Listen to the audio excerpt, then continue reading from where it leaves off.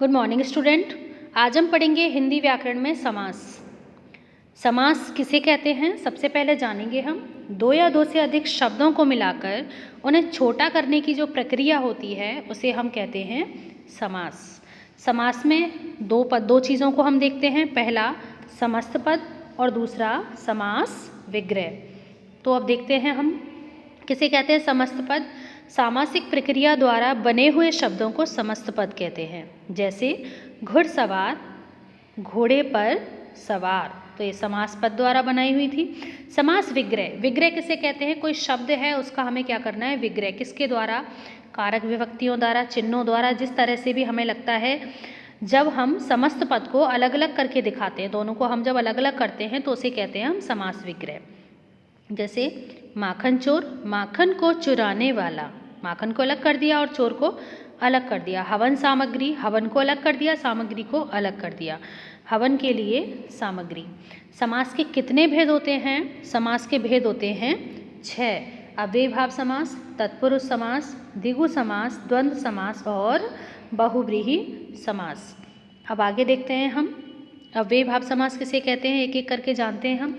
अव्ययीभाव समास में पहला पद क्या होता है? अव्यय होता है।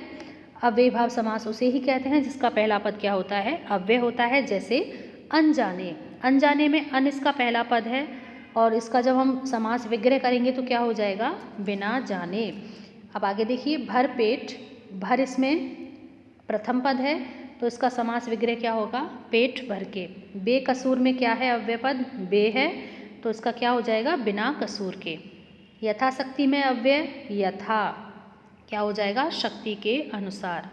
आगे देखते हैं हम तत्पुरुष समास। तत्पुरुष समास में दूसरा पद प्रधान होता है। अव्ययीभाव समास में प्रथम पद प्रधान था, यहाँ दूसरा पद प्रधान है। इसमें कारक की विभक्ति जो होती है उनका लोप हो जाता है। कारक विभक्ति कर्ता ने, कर्म को कर्ण से हम पढ़ते हैं ना, तो उन कारक विभक्तियों का लोप हो जाता है। सबसे पहले देखते हैं हम कर्म तत्पुरुष। कर्ता तत्पुरुष तो होता नहीं है, कर्म तत्पुरुष होता है। तो कर्म की विभक्ति कौन सी होती है? को विभक्ति जब भी बीच में आएगी उसका क्या हो जाएगा? लोप। जैसे शरणागत, शरण को आगत, तो हमने को क्या कर दिया? हटा दिया, इसका लोप कर दिया। लोप का मतलब होता है हटा देना, तो इसका क्या कर दिया? हमने लोप कर दिया। शरण को आया हुआ। आगे करण तत्पुरुष, अब इसमें भी कोई ना कोई विभक्ति आएगी, तो करण तत्पुरुष में कौन सी विभक्ति आती है? से या फिर द्वारा, तो यहाँ उसका लोप हो जाएगा। जैसे तुलसी कृत, तुलसी द्वारा कृत। मुँह से मांगा हुआ, क्या होता है? मुँह मांगा, मुँह से मांगा हुआ। आगे संप्रदान में क्या होता है? संप्रदान में विभक्ति चिन्ह होता है इसका के लिए। पूजा घर, पूजा घर किसे कहते हैं? जो पूजा के लिए घर होता है, तो हमने के लिए का क्या कर दिया? लोप कर दिया, तो क्या बन गया? पूजा घर। आगे दिया है राष्ट्र प्रेम, राष्ट्र के लिए प्रेम। देश प्रेम, देश के लिए प्रेम। तो इस तरह के समास का इसमें शब्दों का प्रयोग किया जाता है। अपादान, अपादान आता है अलग होने के लिए। अलग होने के लिए हम अपादान तत्पुरुष का प्रयोग करते हैं। अपादान में क्या होता है? ऋण मुक्त, ऋण से मुक्त। धन हानि, धन से हीन, धनहीन, धन से हीन। तो से का अलग होने के लिए हमने यहाँ पर प्रयोग किया है। आगे आता है संबंध तत्पुरुष समास। संबंध तत्पुरुष में संबंध बताया जाता है और का की के विभक्ति का लोप कर दिया जाता है। का की के, रा री रे, इस तरह की विभक्ति आती है, उनका हम क्या कर देते हैं? लोप कर देते हैं। गंगा जल, गंगा का जल। राष्ट्र चिन्ह, राष्ट्र के चिन्ह जिन्हें हम राष्ट्र चिन्ह कहते हैं। अब पढ़ते हैं हम आगे अधिकरण। अधिकरण तत्पुरुष में क्या होता है? अधिकरण की विभक्ति है मैं पर, मैं या फिर पर। वनवास, वन में वास। घुड़सवार, घोड़े पर सवार।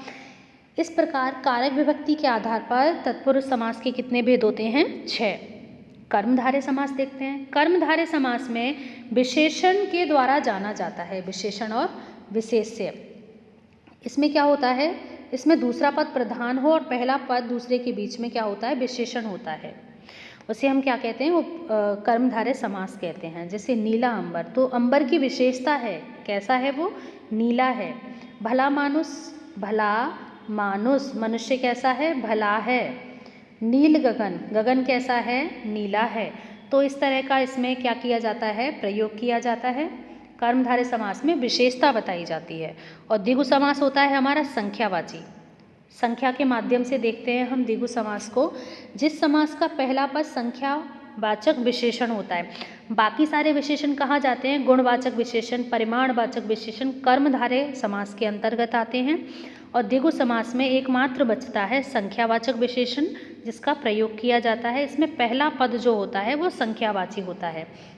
जैसे पंचवटी, पंचवटी किसे कहते हैं? जब 5 वटों का समूह होता है उसे हम कहते हैं पंचवटी। सप्ताह 7 दिनों का समूह, 7 दिनों का जो समूह होता है उसे हम क्या कहते हैं? सप्ताह कहते हैं। अब ये जो 5 है और ये 7 है, ये क्या है? संख्या है ना। तो द्विगु समास क्या होता है हमारा? संख्यावाची होता है। संख्या का प्रयोग किया जाता है इसमें प्रथम पद में। द्वंद्व समास, द्वंद्व समास में दोनों ही पद प्रधान होते हैं। समस्त पद में संयोजक चिन्ह लगा होता है, जैसे योजक चिन्ह लगा हुआ है आप देख पा रहे हो।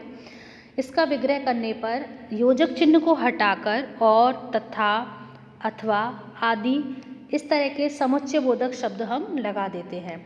जैसे लाभ हानि, लाभ या हानि। सुख दुख, सुख और दुख। माता पिता, माता और पिता। अब देखते हैं बहुब्रीहि समास। इस समास में ना तो प्रथम पद प्रधान होता है और ना ही द्वितीय पद प्रधान होता है, कोई अन्य पद ही प्रधान होता है, वहाँ बहुब्रीहि समास होता है। जैसे विषधर, विष को धारण करने वाला कौन होता है? सांप होता है। विष को धारण करने वाला कौन होता है? सांप होता है। तो ना तो यहाँ विष प्रधान था, ना ही धर प्रधान था। क्या प्रधान था? सांप प्रधान था। तो यहाँ कौन सा हो गया समास? बहुब्रीहि समास हो गया। आगे पंकज, पंक मतलब होता है कीचड़, जा मतलब जन्म लेना या फिर उत्पन्न होने वाला। कीचड़ में उत्पन्न होने वाला कौन होता है? कमल होता है। तो ना तो यहाँ पंक प्रधान था, ना ही जन्म लेना प्रधान था। क्या प्रधान हो गया यहाँ पर? कमल हुआ प्रधान। तो यहाँ कौन सा समास हो गया? बहुब्रीहि समास हो गया। तो आज हमने देखा, यहाँ पर हम देखते हैं, आज हमने देखा सारे समास के बारे में। अव्ययी भाव समास, कर्मधारय समास, तत्पुरुष समास। अव्ययी भाव समास हम देखते हैं, इसका प्रथम पद अव्यय होता है। एक बार हम रिवीजन कर लेते हैं। अव्ययी भाव में प्रथम पद क्या होता है? अव्यय होता है।